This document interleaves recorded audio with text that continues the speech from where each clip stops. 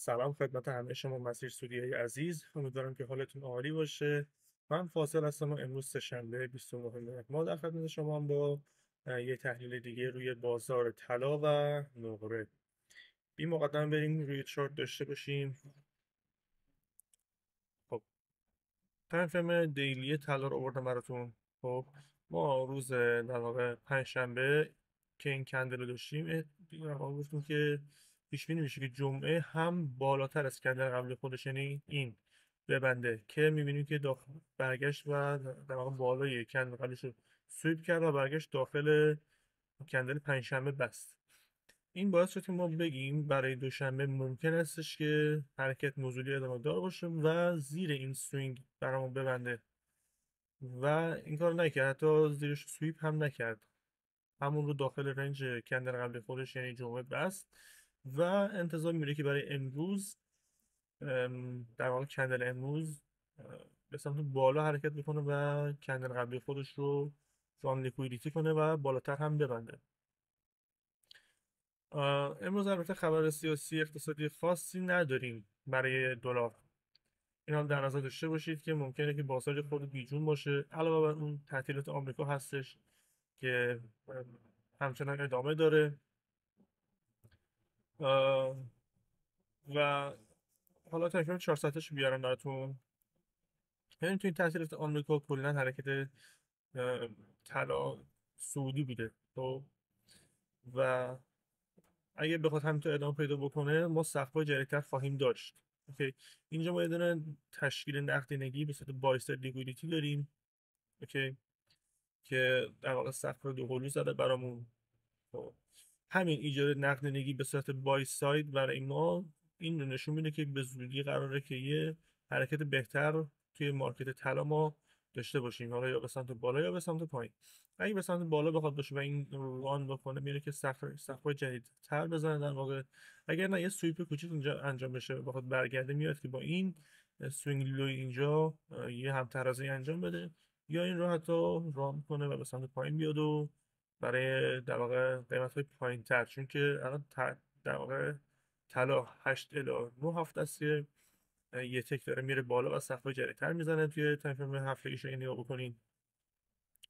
خب در واقع 1 2 3 4 5 6 7 8 9 و این میشه دهمین هفتش.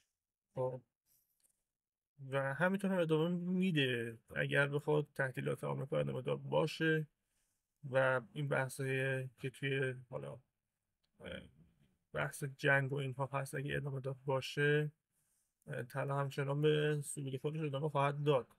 خب اما من خودم دیگه توی این لول ها خرید انجام نمیدم. اون کسی که خریده بهتره که حتما سیو سود انجام بده، چون که اصلاح قوی قیمتی طلا قریب الوقوع هست. چرا که نگاه کنید اینجا شما ما توی در واقع تقریبا هفتگی اینجا ما پر اف وی جی، یه دونه اف وی جی، دو اف وی جی، سه اف وی جی، 4 تا اف وی جی، 5 تا اف وی جی، 6 تا اف وی جی، 7 تا اف وی جی. خب و همه اینا باعثی بالانس شن.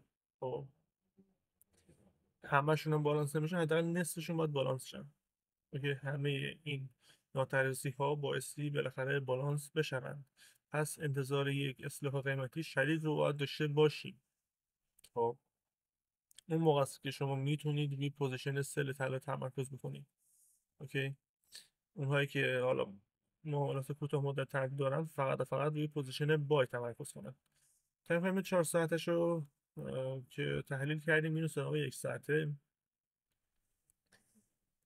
خب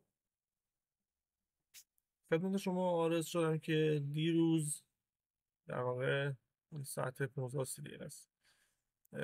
دیروز گفتم که یه پوزیشن احتمالی ممکنه اینجا داشته باشیم برای اونهایی که میخوان روی طلا بالاخره به هر طریقی پوزیشن بگیرن و حتی پوزیشن سل دوست دارن که رو طلا داشته باشن، میتونن تو این لول یه در واقع پوزیشن سل داشته باشن. ببینید به راحتی هرچه تمامتر به راحتی آب خوردن توی یک هندل شما رو لیکوید کرد اگر وارد این پوزیشن میشدید.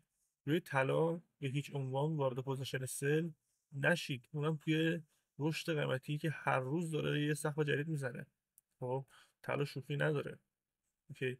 پس به هیچ عنوان هر چقدر هم تایید قوی دیدید روی پوزیشن سل طلا حساب نکنید به هیچ عنوان. خب عرضم به خدمت شما که توی 1 ساعته من در واقع تو کادر سشن آسیا یه همچین ناترازی دارم. این یکی با این شادو بالانس شده و من اینجا یه اوردر بلاک دارم در واقع. خب اینجا من یه اوردر بلاک دارم که قیمت میتونه برگرده به سمتش، اما اما من یه فیبوناچی بندازم روی نمودارم. خب اینجا رو اگه ادامه دار بدونیم اصلاح قیمتیش رو، میتونه توی این گلدن زون در قرار بگیره و دقیقا همین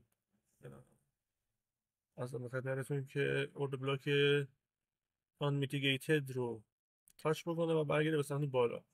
چرا من نمیگم این یکی؟ چون این یکی بالانس شده توسط این شادوی همین و همین در واقع کندل با شادوش این رو بالانس کرده و خودش موجب یه در واقع رشد قیمتی جدید شده. پس برای ما این اورد بلاک از اهمیت ویژه‌ای برخوردار هست اگر بخواد در واقع طلا ما رو هم بازی بده. این چند وقت اخیر کلا از هر جایی که ما تحلیل کردیم نمودار رو بالاترش برگشته رفته به سمت بالا و ما رو به خودش نبرده.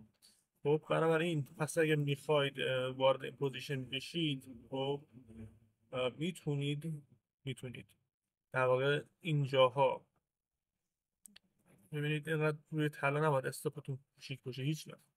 میتونید اینجاها وارد پوزیشن بشید. اوکی. استاپ پشت این ناحیه استفاده با بازتر. تیپیتون هم حتما بیشتر از 1 به 2 نباشه. خب شما میتونید این معامله رو توی طلا امروز داشته باشید. خب پس مراقب این ناحیه 42 75 40 اینا باشید که من خودم احتمال خیلی زیاد این پوزیشن رو بگیرم. حتما میرم تا فیلم 5 دقیقهش. اوکی. این نقدینگی که ساخته برای ما به سمت بالاست. خب یعنی چی؟ یه دونه بایستاد لیکویدیتی ما اینجا داریم. خب یه دونه بایستاد لیکویدیتی هم من اینجا دارم که همه اینها در واقع به سمت بالا هستن. من میتونم اینو امتداد بدم و حالا اونی که میخواد ریسکی تر کار بکنه میتونه تارگتش رو بذاره تا بایساید بالا. خب و حتی 1 به 2 گرفت میتونه ریسک بکنه، اصلا تارگت رو برداره ببینه که آیا این بایساید لیکویدیتی رو میشونه به سمت اهداف بالاتر یا خیر. اگه که شکمون باش همراه میشه سوار موج میشه و میره بالا، اگه نشد که هیچی دیگه استاپ رو تریل کنه. استاپ یعنی تریل کردن استاپ، یعنی که با رشد قیمتی استاپش رو بیاره بالاتر. خب بریم سراغ دیلی نقره.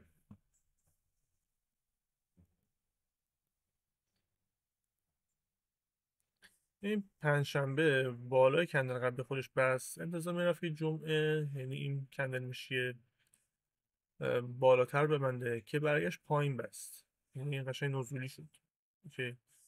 کندل بعدی یعنی دوشنبه دیروز انتظار میرفت که نزولی تر ببنده به سمت پایین ببنده که داخل رنج است. کندل امروز احتمال میره که به سمت بالاتر و صعودی ببنده یا در بدترین حالت تو رنج کندل قبلی خودش ببنده. پس ما امروز روی نقره هم روی حرکت صعودیش هستیم یا اینکه یه حرکت رنج رو داشته باشیم مثل دیروز. حالا ببینیم که چی پیش خواهد آمد. خب تا الان نه سقف کندل دیروز یعنی دوشنبه رو سویپ کردن و کفش رو، یعنی فعلا به هیچ کدوم از نقدینگی ها دست نزده. خب احتمال اینکه یه طرف رو بزنه برگرده داخل رنج بنده زیاد هست.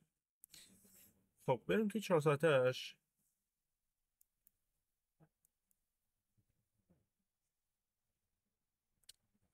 توی 4 ساعتش من هیچ پیوی اریا خاصی نمیبینم به جز همین FVG 4 ساعته که تونسته فعلا قیمت رو پایین خودش نگه داره. پس احتمال میره که امروز هم همین کارو بکنه و کندل روزانه در رنج قبلی خودش ببنده. خب یه دونه سوینگ لو هم من اینجا دارم. این در واقع نقدینگی برای من مهم هست برای 2 روز قبل اگه اشتباه نکنم. بله دیگه برای جمعه است. این نقدینگی هم برام خیلی مهم هست. علاوه بر اون دیگه ما هیچ نقدینگی مهمی که در دست باشه در دسترس باشه نداریم به جز این در واقع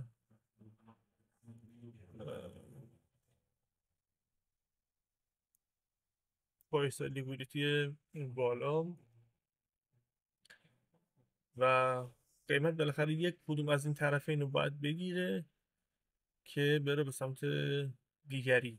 خب من احتمال میدم که چون الان نزدیکش هم هست قیمت، احتمال میدم که در واقع بیاد اینجاها رو زیرش رو اتفاقش بکنه و نقدینگی رو از این پایین این سوینگ برداره. اینجا دقت بکنید که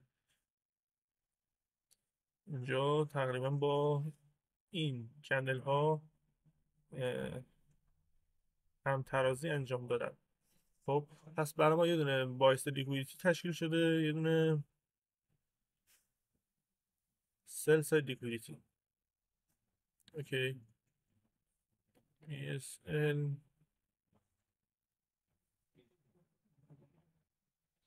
خب چاره ای نیست جز اینکه بیاد و این نقدینگی رو از این پایین برداره و برگرده به سمت بالا. خب نقشش توی امروز چی میشه؟ این حرکت این هستش که این به سمت پایین خود حرکت بکنه، لوی دیروز خودش رو بزنه، احتمال خیلی زیاد بخواد در واقع برگرده داخل ببنده، داخل رنج ببنده و اگر داخل رنج بس برای روز بعدش یعنی چهارشنبه بیاد قشنگ پایین رو جمع بکنه و بعد به حرکت خودش به سمت بالا ادامه بده. بریم تایم 1 ساعته. تایم 1 ساعت. خب در قالب سشن آسی من یه PDRU دارم که برام هیچ اهمیتی نداره چون PDRU هایی که سشن آسی به ما میده همش فیکه و در واقع کیکه مورد بعضیا، چرا که به راحتی فیلد میشن و کلا سشن آسیو برای ایجاد نقدینگیه. میاد که نقدینگی ایجاد بکنه، وقتی که نقدینگی ایجاد میکنه قیمت باید بزنتش که اون نقدینگی رو برداره. خب بنابراین چپ و راست چیزهایی که برای ما میسازه باید فیلد بشه که اینجا مثل طلا ما برای دیروز یه پوزیشن نزولی احتمالی گذاشته بودیم که اینم با یک کندل شکسته شد. برای اونهایی که دوست دارن خلاف جهت ترید بکنن طلا و نقره گزینه خوبی نیست.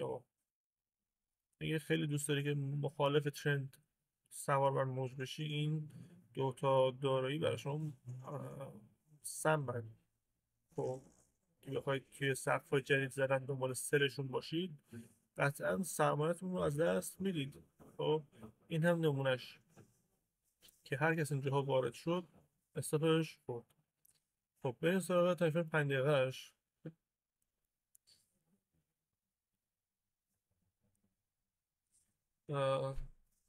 تایفر 5 دقیقه‌اش هم چیز آنچنانی نداره برای ما، فقط یه نقدینگی سل سایت برای ما درست کرده توی تایم کوچیک‌تر یا این حتی باز زده بشه و در واقع یه حرکت نزولی که اینجا ما کلی این بالانس داریم و اینا همه باید بالانس بشن.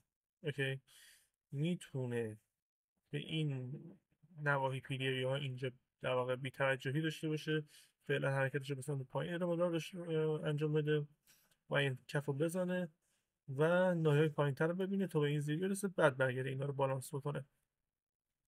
چیزی که من احتمالش رو میدم همین باشه، مگر اینکه برعکسش دقیقا اتفاق بیفته، برگرده اینا رو همه رو بالانس بکنه و برای ما این سقف 3 قلو و 4 قلو رو بزنه، اینو که سویپ کرد برگرده این پایین اینو ران بکنه و بیاد پایینتر نقدینگی زیر جمع بکنه. خب چیزی دیگه برای گفتن نیستش. امیدوارم که این ویدیو براتون مفید بوده باشه. ممنونم که هم بودید. خدا نگهدار.